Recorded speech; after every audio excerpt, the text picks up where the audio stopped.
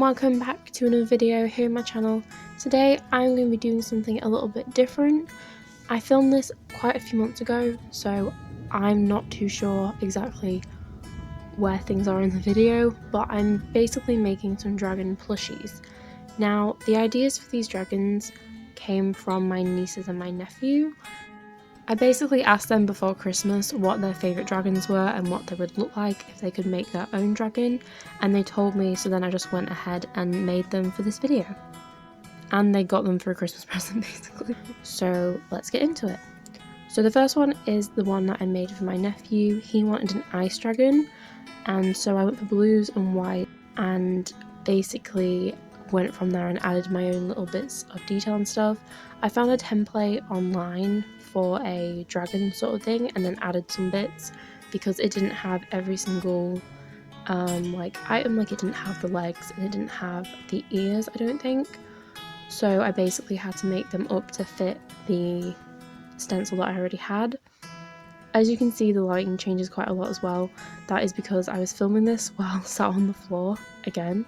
I apologise for the lighting change, and some of this was done at night, so you'll have like unnatural lighting and then natural lighting and stuff like that.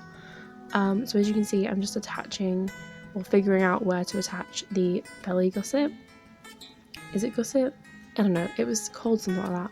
And it basically goes on the underneath between the two pieces, so you get that kind of stripe that goes down the dragon's belly. And then you just have to attach the head piece. I think that was the gusset. Something's called a gusset, I don't know what a gusset is. And then I just sewed that on. I'm hand stitching all this because I don't have a sewing machine, and also it's quite small and faffy, so I don't think I'd be able to do it on a sewing machine. And now all I need to do is attach the eyes and stuff before I turn it inside out.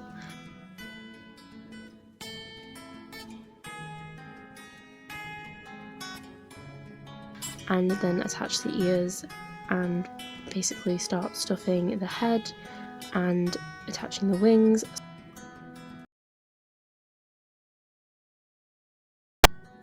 So I made little slits in the side of the body and stitched the wings in place. As you can see, I'm just showing that I stitched along the outside and I also stitched along the inside just to make sure that they were secure. I didn't really want to use too much glue or anything like that when securing anything in place, so everything is attached. I then moved on to the little legs. Stitched the legs and back, front legs and back legs in place, and then stuffed it and started stitching the middle part all together. And now we are on to the pink dragon. This one is a beach dragon, I believe. This is my niece's favourite dragon. And I just followed the same exact steps, stitching along the sides and then attaching the headpiece on top. And I did the slits before I started sewing it together because I realised on the blue dragon that that was harder to do once I'd already sewn the head in place.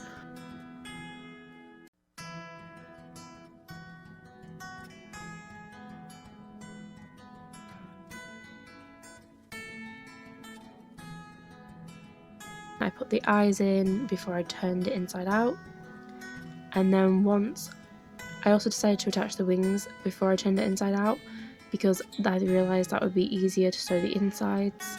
And then I just turned it inside out and we've got the basic outline of the dragon. All I needed to do now was to stuff it. That was something I noticed with the blue one when trying to attach the legs and back legs with it being not stuffed. It was kind of hard to see where they were placed because obviously not every side is exactly symmetrical with the stitching. So I decided to attach the legs and all the details afterwards. As you can see, I was really struggling trying to stuff the legs and stuff because they are so small. So then I just went ahead and attached them onto the dragon, and it was just as difficult as trying to attach them without. And now we're going on to the yellow one, which is the final one. And this is another one that my niece did, because I have two nieces.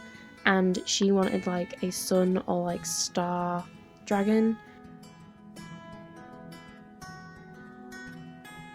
So I just followed the same steps, attaching the belly part first and then either side, and then attaching the eyes, ears, and going ahead and attaching the legs and stuff like that. And then once I'd finished, I did attach a bunch of different details to each dragon just to make them all a little bit different. And here are the finished dragons. So we have the ice dragon. I gave him some little details on his ears and some spikes down his back, as well as a little diamond shape on his head. And the beach dragon, I gave her a little braided necklace, a love heart, and then did her ears pink and her little nostrils pink as well. And then obviously tied it off with a bow. And the little star dragon, I decided to make it a star and gave it little spikes on its tail because her favourite dinosaur had spikes on its tail. I can't remember the name of the dinosaur, but as you can see, they look so cute all together. I love them all so much. I tried to take some like aesthetic photos, like make it look like there was like smoke or something around them, but it didn't really work. But because I love them so much, I had to make more, and I made these little tiny mini ones for Christmas. I basically did them as little cracker fillings, because I made Christmas crackers. And so we've got like Iron Man, Hulk, Thor, Captain America. I love these little dragons. I think they're so cute. I hope you guys enjoyed this video. Bye!